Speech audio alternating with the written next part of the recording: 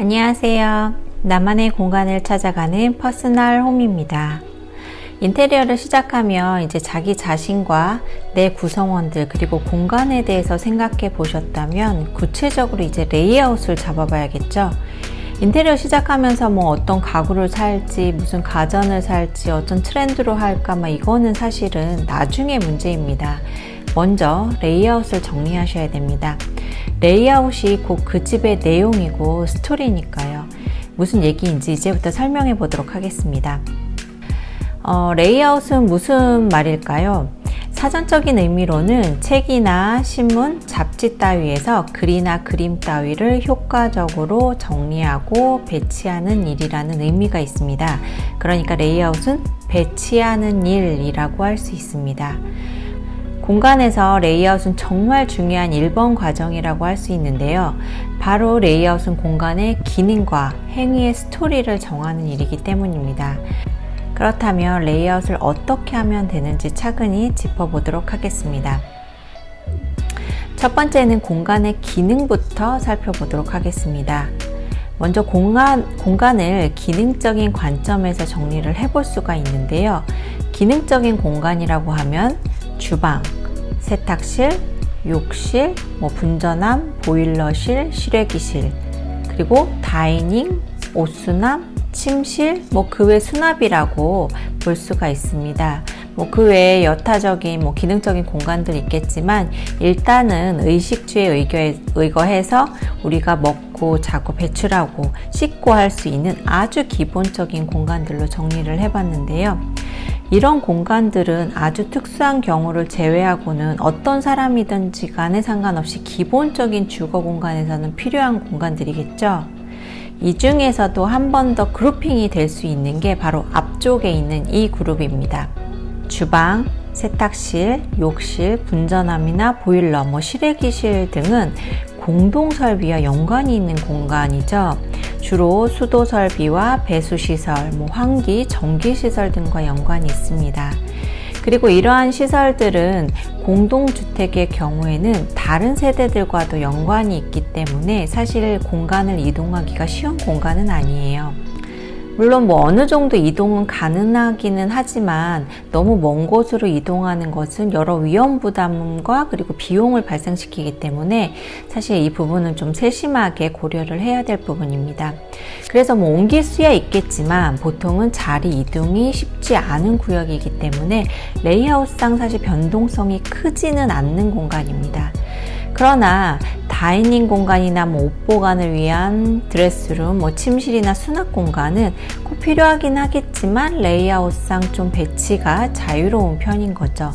이렇게 기능적인 부분들만 체크를 해도 레이아웃상 큰 대략적인 부분은 정해질 수가 있겠죠.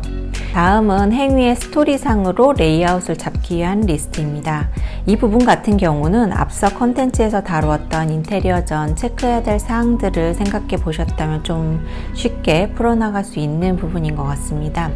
스토리를 기반으로 해서 레이아웃을 하는 거는 기본이 되는 설비상에 바뀌지 않는 레이아웃을 고려하면서 나와 잘 맞는 공간의 동선과 나만의 이야기가 완성되는 초석이라고 할 수 있습니다.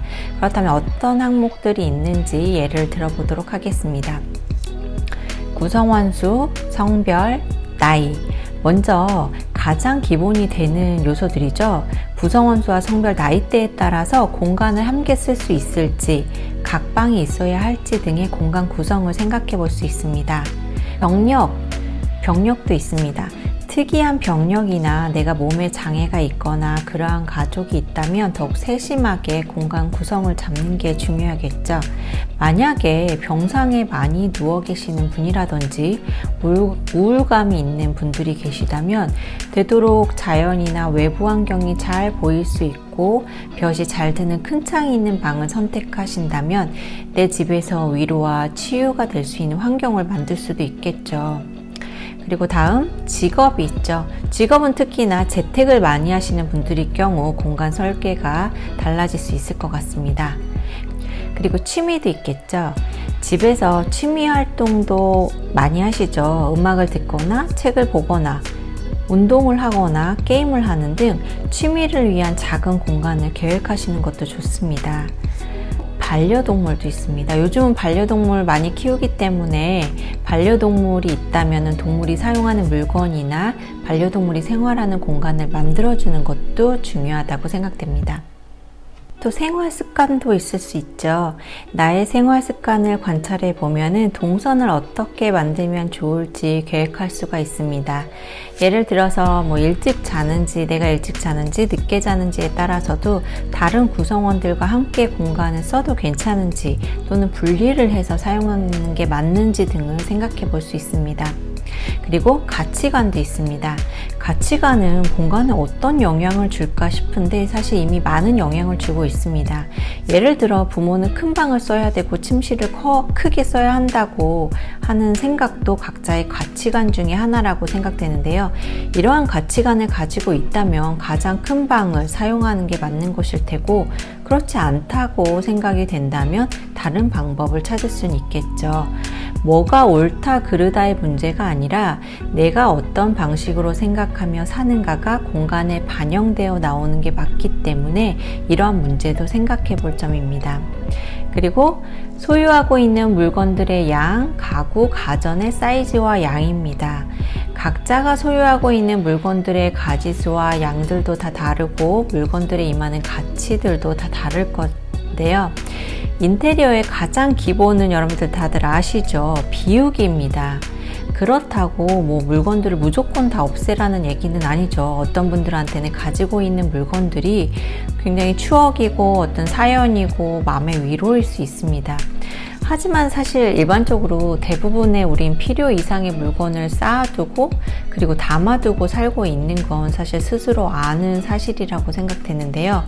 저도 좀 잘 버리는 편이긴 해도 아직까지도 제가 어릴 때 입었던 옷들 다시 입기 힘들다는 거 알면서도 못 버리는 것들이 좀 있기는 한데 조금씩 기간을 두고 처리를 하고 있기는 합니다. 이런 것처럼 가뜩이나 사실은 모자르다고 생각되는 공간에 얼마나 큰 가구나 가전들로 면적을 양보하고 살고 있는지는 한 번쯤 생각해 보실 문제라고 생각되는데요.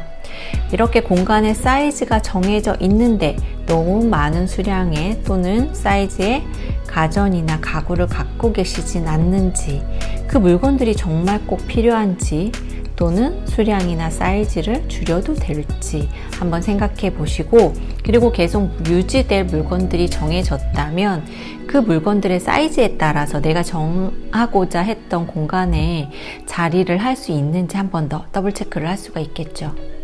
그렇다면 이번에는 아파트 평면을 하나 가지고 가상으로 한번 설정을 해보려고 합니다. 그래서 같은 평면인데 여러 설정에 따라서 레이아웃이 어떻게 바뀔 수 있는지를 한번 예로 보여드리도록 하겠습니다.